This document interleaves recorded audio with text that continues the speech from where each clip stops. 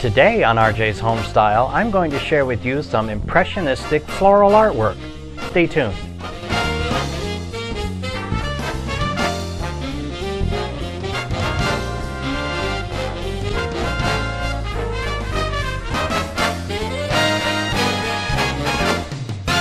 Welcome back, stylers. Thank you for joining me. I recently acquired a new piece of art for my home. You can see it here. It's just something that spoke to me. I loved the serenity of it. I loved the color palette that was used, and I knew it was something that I wanted in my home. Now, while I knew where I wanted to hang this art in my home, I also knew that I wanted to complement it, and the wall would require an additional decor of it, because the painting or picture artwork didn't quite fit the entire area. So of course I did want to add some decor to it. Interesting enough that while I was shopping for this piece of art, I also ran across what turned out to be the inspiration for the additional wall art that I would create to complement this piece. And you can see that here. It's an impressionistic flower. It's a very large piece. I thought it was quite beautiful, but not typically something that I wanted. I'd already chose what I wanted. And this actually, just like I said, became the inspiration for what I'm here to show you today. What happened was I then returned home and got into my craft room and started seeing, okay, where can I go with this idea?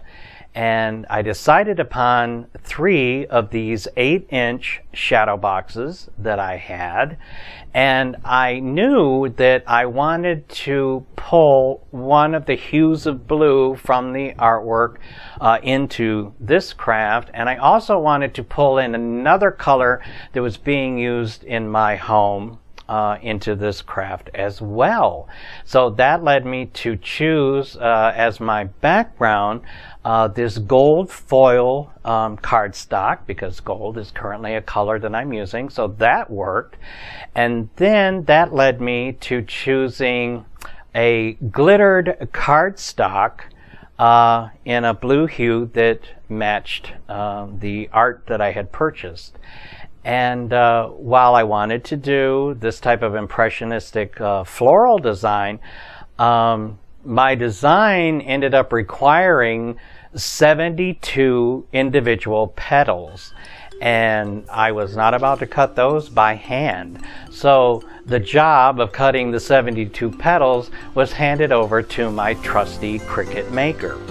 After some time, I had the 72 petals already cut out, and I then began to assemble them and shape them into this flower that you see here.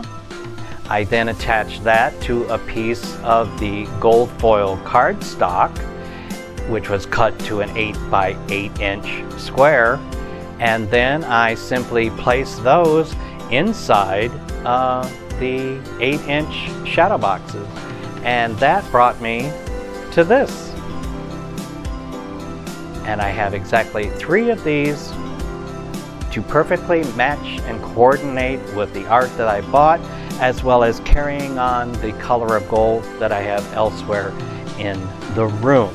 And now I'm going to take this with me, and I'm going to take you with me, and I'll show you what I created. And here's the finished portion of this project, and I think it looks wonderful.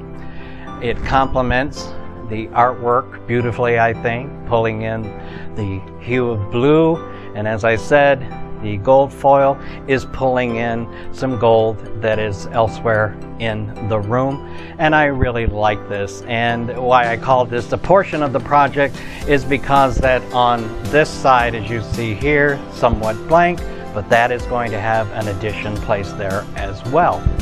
So I hope you enjoyed the video, and I hope to see you again soon. Bye for now.